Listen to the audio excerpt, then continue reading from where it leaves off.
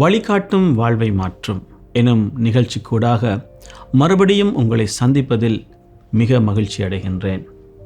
ஆம், பிரியமான தேவ ஜனமே, எனக்கு அருமையான சகோதர சகோதரிகளே, இன்றும் நாங்கள் வேதாகமத்துக்கூடாக ஒரு சில சத்தியங்களை நாம் கற்றுக்கொள்ளப் போகின்றோம். அதாவது பிரியமானவர்களே, இன்று மனித வாழ்க்கையில், இன்று மட்டுமல்ல எல்லா காலத்திலும் மனித வாழ்க்கையில் அநேக குழப்பங்கள், பிரச்சனைகள், போராட்டங்கள், எதிர்பார்க்க முடியாத இல்லாட்டி எதிர்பார்க்காத சவால்களை இன்றைக்கு நாம் சந்தித்து கொண்டிருக்கிறோம். சிறியவர்கள் பெரியவர்கள் என்று அல்ல, எல்லாரும் எதிர்பார்க்காத பல விதமான சவால்களை நாம் சந்திக்கின்றோம். இப்படிப்பட்ட சவால்கள், பிரச்சனைகள் நிறைந்த உலகத்திலே நாம் ஒரு பிரச்சனையை தாண்டி போவதற்கு, அல்லாவிட்டால் ஒரு பிரச்சனையை, ஒரு போராட்டத்தை முடிவுக்கு கொண்டு வருவதற்கு தீர்வு என்பது மிக முக்கியம். பலர் பல விதமாக தீர்வை தேடி பிரயாசப்படுவார்கள். சிலர் பணத்தை கொண்டு ஒரு பிரச்சனையை தீர்க்க பார்ப்பார்கள். சிலர் சண்டை போட்டு மற்றவர்களை திட்டி, இல்லாவிட்டால் வேறு விடயமாக தங்களுடைய செயல்களினாலே தீர்வை கொண்டு வர பார்ப்பார்கள். ஆனால் கிறிஸ்தவர்களாகிய நாங்கள், கிறிஸ்துவை பின்பற்றுகிற நாங்கள் எவ்விதமாக எங்களுடைய பிரச்சனையின் மத்தியில் நாம் தீர்வை தேட வேண்டும் என்று தாவீதினுடைய வாழ்க்கையிலே நாம் இன்றைக்கு கற்றுக்கொள்ளப் போகின்றோம். முதலாவது பிரியமானவர்களே, தாவீது ஜெபத்தினாலே தன் வாழ்க்கையிலே பிரச்சனைகளுக்கு தீர்வை தேடினான். சங்கீத புத்தகம் 40வது அதிகாரம் 1வது வசனம் இப்படி சொல்லுகின்றது: கர்த்தருக்கு பொறுமையுடன் காத்திருந்தேன், அவர் என்னிடமாய் சாய்ந்து என் கூப்பிடுதலை கேட்டார். ஆம் பிரியமானவர்களே, இன்று நாம் பிரச்சனைகளுக்கு முகம் கொடுக்கின்ற பொழுது, இல்லாவிட்டால் போராட்டங்களுக்கு நாம் முகம் கொடுக்கின்ற பொழுது, முதலாவது நாம் கர்த்தரிடமாய் சாய்ந்து ஜெபத்திலே பொறுமையுடன் நாம் அவரிடத்திலே காத்து கொண்டு அங்கே ஜெபிக்கின்ற பொழுது நிச்சயமாக தீர்மானம், இல்லாவிட்டால் நாம் என்ன செய்ய வேண்டும் என்கின்ற தீர்வை தேவன் எமக்கு கொடுக்கின்றவராக இருக்கின்றார்.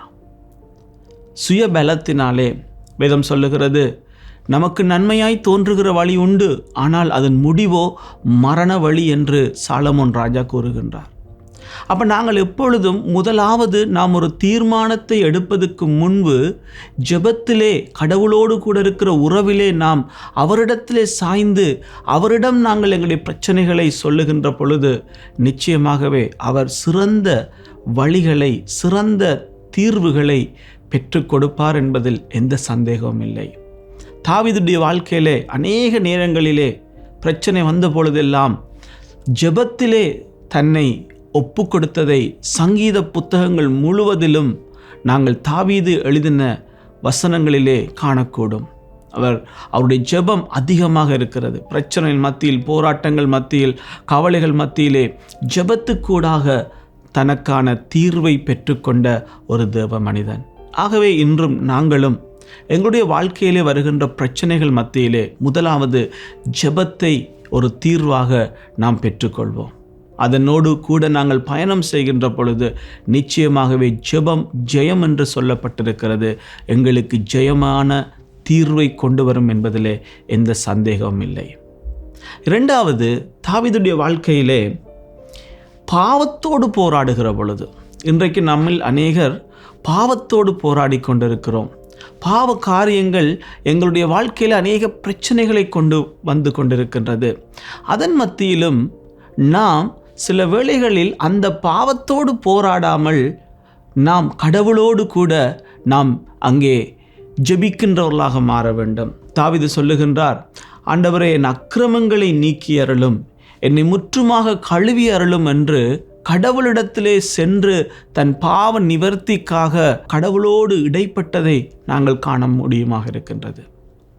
அதுபோல் இன்றைக்கு நம்முடைய வாழ்விலும் வாலிப வயதிலே, இல்லாவிட்டால் திருமணம் முடித்தோ, இல்லாவிட்டால் எப்படி எந்த வயதனாக இருந்தாலும் சில நேரம் நம்முடைய பிள்ளைகளுக்கு தெரியாமல், நம்முடைய கணவன் மனைவிக்கு தெரியாமல், பெற்றோருக்கு தெரியாமல் நாம் ஏதாவது ஒரு பாவத்தில் அகப்பட்டிருந்தால், உங்களுக்கு தெரியும் தாவீது ராஜா யாருக்கும் தெரியாமல் ஒரு பாவத்தில் அகப்பட்டிருந்தான்.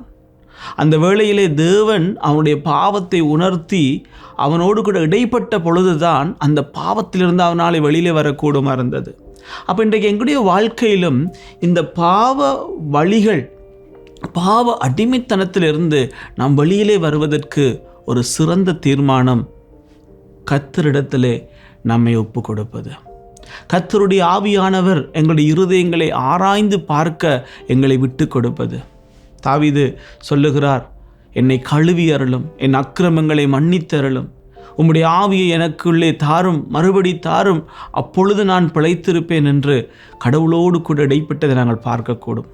அப்போ பாருங்கள், எங்களுடைய வாழ்க்கையிலே பாவம் என்கின்ற பிரச்சனை நம்மை ஆட்கொள்ளுகின்ற பொழுதும் அங்கே தேவன் எங்களுக்கு வைத்திருக்கின்ற ஒரு வழி, நாம் தேவனிடமாய் சாய்ந்து கர்த்தரை தேடுகிற பொழுது, கர்த்தரிடத்தில் எங்களுடைய பாவங்களை அறிக்கை செய்து விட்டு விடுகிற பொழுது கர்த்தருடைய கிருபையை நாங்கள் பெற்றுக்கொள்ள கூடியதாக இருக்கின்றது.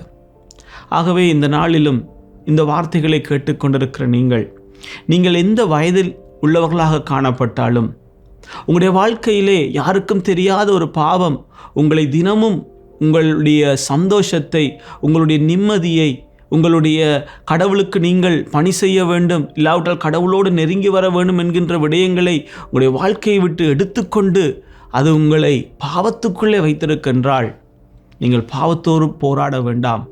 தேவனிடத்திலே அந்த பாவத்தை அறிக்கை செய்து அதை விட்டு விடுங்கள். அப்பொழுது தேவ கிருபை எங்களுக்கு கிடைக்கும். அன்று தாவீது ராஜா ஒரு பெரிய பாவம் செய்தார். ஆனாலும் தேவனிடத்திலே அவர் மனம் திரும்பின பொழுது, அவர் மனம் திரும்பி அந்த தீர்வை தேடின பொழுது கடவுள் அவருக்கு இரக்கம் செய்தார். அதுபோல இன்றும் நாங்களும் மனம் திரும்பி, பாவத்துக்கு நாம் மனம் திரும்பி பாவத்தை விட்டு விலகி நாம் கர்த்தரிடமாய் சேருகின்ற பொழுது நிச்சயமாகவே அந்த பாவத்துக்கான பிரச்சனையிலே இருந்து ஒரு தீர்வை தேவன் எங்களுக்கு பெற்றுக் கொடுப்பார். அதுபோல பிரியமானவர்களை, மூன்றாவது சங்கீதம் 16:7 சொல்லுகின்றது, எனக்கு ஆலோசனை தந்த கர்த்தரை துதிப்பேன், எனக்கு ஆலோசனை தந்த கர்த்தரை நான் துதிப்பேன். இன்றும் பிரியமானவர்களை, நாம் அநேக நேரங்கள் பிரச்சனைகளுக்கு முகம் கொடுக்கின்ற பொழுது, சவால்களுக்கு முகம் கொடுக்கின்ற பொழுது நாம் என்ன செய்கின்றோம்? எங்களுடைய அறிவினாலே எங்களுக்கு தெரிந்த விதமாக நாம் போய் காரியங்களை செய்து மாட்டிக்கொள்ளுவோம். இல்லாவிட்டால் தோல்வி அடைந்து போய்விடுவோம். இல்லாவிட்டால் நம்மிடத்தில் இருக்கிறதை நாங்கள் அங்கே இழந்து விடுவோம். ஆனால் தாவீது சொல்லுகிறார், எனக்கு ஆலோசனை தந்த கர்த்தரை நான் துதிப்பேன். அப்போ கடவுள் எங்களுக்கு ஆலோசனை கொடுக்கிறார். வேதம் சொல்லுகிறது, உண்மையில் கண் வைத்து நான் உனக்கு ஆலோசனை சொல்லுவேன், நீ நடக்க வேண்டிய பாதைகளை நான் உனக்கு காண்பிப்பேன் என்றெல்லாம் ஆண்டவர் எங்களுக்கு வாக்குறுதிகளை கொடுத்திருக்கின்றார். அப்போ எங்களுடைய வாழ்க்கையில் பிரச்சனை ஒன்று வருகிற பொழுது நாம் தேவனிடத்தில் சென்று தேவனுடைய ஆலோசனைகளை பெற்றுக்கொள்ள வேண்டும். அப்பொழுது தேவன் எங்களோடு இடைப்படுவார். இதை இப்படி செய், அதை அப்படி செய் என்று அவர் எங்களோடு பேசுவார். இல்லாவிட்டால் அவருடைய தேவ மனிதர்களை கொண்டு எங்களோடு பேசுவார். வேதத்துக்கூடாக எங்களோடு பேசுவார். இயற்கை கூடாக எங்களோடு பேசுவார். எங்களுக்கு பேசி அவர் நல்ல ஆலோசனைகளை பெற்றுக் கொடுப்பார். வேதாகமத்தில் நாங்கள் தாவீதுடைய வாழ்க்கையில் மட்டுமல்ல, அநேக தேவ மனிதர்களுடைய வாழ்க்கையிலே அவர்கள் தோல்வி அடைகிற நேரத்திலும் கூட ஆண்டவருடைய ஆலோசனையினாலே அவர்கள் வெற்றி அடைந்திருக்கின்றார்கள். இஸ்ரவேல் ஜனங்கள் அங்கே கானானை அடைவதற்கு அவர்கள் பயணம் செய்கின்ற பொழுது பல இடங்களிலே தோல்வியை கண்டார்கள். ஆனாலும் தேவன் அவர்களுக்கு சிறந்த ஆலோசனைகளை கொடுத்து வெற்றி பாதையிலே எடுத்து சென்றதை நாங்கள் காண முடிகிறது. அதேபோல் தாவீதுடைய வாழ்க்கையிலும் பலவிதமான பிரச்சனை மத்தியிலே தேவன் சிறந்த ஆலோசனைகளை கொடுத்து வெற்றி பாதையிலே எடுத்து சென்றார். ஆம் பிரியமானவர்களே, இன்றும் நம்முடைய வாழ்க்கையை சிந்தித்து பார்ப்போம். நாமும் ஒவ்வொரு நாளும் அநேக பிரச்சனைகளுக்கு, சவால்களுக்கு முழக்கம் கொடுக்கின்றோம். ஆனால் எங்களுடைய தீர்மானங்கள் வெற்றியை நோக்கியோ இல்லாவிட்டால் அதனுடைய சந்தோஷத்தை நோக்கியோ போகிறது குறைவாக இருக்கிறது. ஏனென்றால் அது தேவனிடத்திலிருந்து வருகிறது கிடையாது. நாம் இன்றைக்கு ஒரு தீர்மானத்தை எடுப்போம். தாவீதை போல எங்களுக்கு பிரச்சனை வருகின்ற பொழுது நாம் ஜெபத்திலே தேவனிடத்திலே சென்று தீர்மானத்தை பெற்றுக்கொள்வோம். அதே போல் எங்களுக்கு பாவம் எங்களை ஆட்கொள்ளுகின்ற பொழுது ஆண்டவரோடு நெருங்கி அவரிடத்திலிருந்து விடுதலையை பெற்றுக்கொள்வோம். அதுபோல் எங்களுக்கு ஆலோசனை தேவைப்படுகின்ற பொழுது கர்த்தரிடத்திலே சேர்ந்து ஆலோசனை பெற்றுக்கொள்வோம். நிச்சயமாகவே தாவீது ஒரு வெற்றியுள்ள வாழ்க்கை வாழ்ந்தது போல நாமும் எங்களுடைய வாழ்க்கையிலே ஒரு வெற்றியுள்ள வாழ்க்கை வாழ்ந்து எங்களுடைய சந்ததியிலும் தேவனுடைய கிருபையையும் தயவையும் காணக்கூடியதாக இருக்கும்.